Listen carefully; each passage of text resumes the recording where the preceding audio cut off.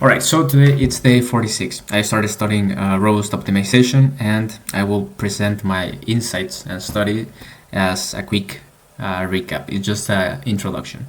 So robust optimization builds upon the idea of normal optimization. So but there are many types of optimization. It could be linear, non-linear, unconstrained, constrained, and so on, right? So, but we can stick like to the basic definition in which we have only two elements. We have an objective function and some types of constraints. So it's a built upon just linear programming. Linear programming. And a quick example could be like the diet problem. So we want to minimize the cost of buying like some food under the constraints that we satisfy like certain nutrients. So we can say like we can either buy like meat, beans, and rice. Each one has a different price, but each one apports like gives different types of nutrients, and we have to satisfy like certain daily requirement of fat, protein, and so on, right? So finding these values that minimizes or maximize, depending on the objective function, maximize the objective function is the best. So robust optimization builds, it's like an added layer on top of this idea. And the way it does it, it's you have to understand that the solution, we might not be certain of the coefficients. So the solution is impacted by by the coefficients, and it's impacted in two ways. All right, so first I'm gonna show like just a quick example. I think we can go directly with example because this is just mathematical background. So a quick example could be, let's just show like this one. We have this objective function and we have this constraint. This could be like the diet problem, as I said. Let's say we have like two elements, right? This one has a cost of 3 and this one has a cost of 2, but when we consume element 1, let's say this is daily requirement of calories, let's say. So this constraint accounts for calories, and this objective function accounts for the cost that the total cost of the food we buy. So we can buy, when we buy food 1, we multiply by 3. When we buy food 2, we multiply by 2. Food 1 gives 2 calories, and food 2 gives only 1. But in this case, it's less than, not greater than. All right. I want it to be concrete, but in this case, what I'm saying is like this has a specific solution under this will be the nominal problem, and it has like a specific solution. We can express this and say like this parameter. What happens if we are not sure about these two parameters?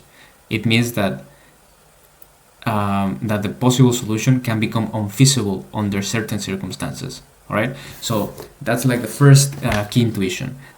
Under the coefficients that varies the constraints, they impact the feasibility of the solution. By feasibility, I mean that you can give a solution that it's not longer true if you vary like some parameters. And then you could be uncertain also not only of the parameters of the constraints, but also on the parameters of the objective function. How would varying these parameters affects the solution of the problem? It affects by providing a different optimality. So essentially, robust optimization accounts for either for varying parameters of how a solution is affected when we change the parameter, and how this solution can still be as much as possible, like either as feasible as possible or as optimal as possible. That's essentially it. And the way to do it, it's that we say we have to account for the possibilities. It's called here like realizations, like the possible set of realizations, which is called the uncertainty set. But essentially it's like this coefficient could be either between 1.5 and 2.5, and you define this as a set. You do the same for the other coefficient, and there are like mathematical ways of defining this set. So you can say like you can give like a box, which are just like intervals. This is the intersections of these intervals, so it's between this and this. So instead of having a point, now you have an interval, it's in 2D, you have a box. Or it could be an ellipsoidal uncertainty set, right? So you can use like the Euclidean distance, or you can use like some sort of coefficients to make it like more width, change the width or the height. or you can just make it like polyhedral and so on, right? Um, but the essential part is that you have to account in some way to express the coefficients as a set, as sets, and then you observe. I mean, just to give the solution, we can observe that for this, if we solve this problem, the nominal problem, we can get like a fixed solution. But if we solve the robust problem, where we could have like infinite solutions. So which one to take? And which one way of doing it, it's with a framework, which is called, I don't remember the name, Soister's robust optimization, in which you assume the worst case scenario. All right, and essentially in the worst case scenario, this value, if you want to, let's see the problem. If you want to minimize this function, okay, no, we are uncertain about these parameters. So in the worst case scenario, these parameters give you like the least, you need much more, like you, okay, because you are uncertain about the parameters that violate the constraints. In the worst case scenario, you need as little as possible to violate the constraint. All right, so if x1 increases, right, and x2 both increases, then you can violate the constraint quickly. So if these parameters are bigger, right, you can, that's like the worst case scenario. It's even worse because even a lower value can violate quickly the constraint than a higher value. I don't know if it makes sense.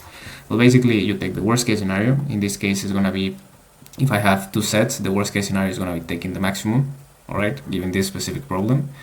And we are going to have essentially the same problem, but with the coefficients bounded by the maximum value. So now in the nominal problem, we have this problem, and in the constraint problem, we have this one. We have the same, but instead of having these coefficients, we have this one. We can solve, and we can see that the objective function, that now the solution, the objective function that gives like this solution, is not going to be the same as the optimal, but it's going to be feasible for all possible values in the uncertainty set. So it means that there is a price that we have to pay by making the solution feasible. And the question is that it seems that this is not the best that we can do, because the worst case scenario is not gonna statistically happen always. So we have to maybe create a framework in which we can select that like to be feasible over 95% of the times, because that will yield higher value on the objective function, and we are going to be feasible most of the time. And essentially, I mean, they work over another problem, which is the portfolio problem, and I presented the Oyster formulation, right? I think I gave already like the main intuitions, so I'm going to skip all of this. And this new framework that I'm talking about, which is the modern approach to robust optimization, is called the Vertimas SIM model, which I believe I'm gonna cover tomorrow. So that's it.